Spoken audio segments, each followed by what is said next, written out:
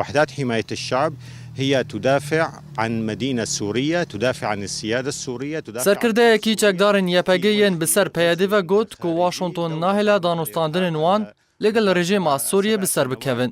Di hevdîtinekî لەگەڵ ئاژانسا نۆڤۆستî ڕاوشکارê bereyê çekdarên yepege li Efrînê Rêzan Hiddo got ku welatên yekgirtên yên Amerîka hewl dide danûstandinên navbera rêveberiya peyedê û rejîma Esed de bi ser nekevin.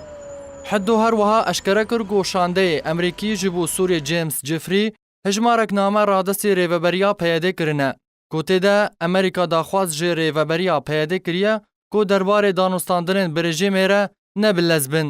û gotiye ku wê demeke nêzik de hin guhertin ro bidin. Nexwasin piştî civîna NATOyê ku biryare di sibata bê de were li darxistin û behsa qedexekirina Firînê jî hatiye kirin.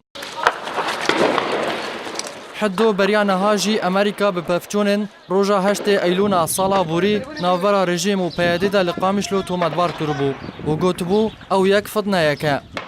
Daxuyaniya Hiddo di demekî de tê ku behsa vekişîna hêzên Emerîkî ji Sûriyê tê kirin. Lê ta niha ew vekişan neketiye warê bi cîkirinê de. Di heman demê de peyedê bi gurbûn behsa danûstandinan bi rejîmê re dike ku ji bo gefên Tirkiye li ser min bijê çekdarên YPG bi fermî ji rejîmê xwest derbasî min bijê bibe û biparêze.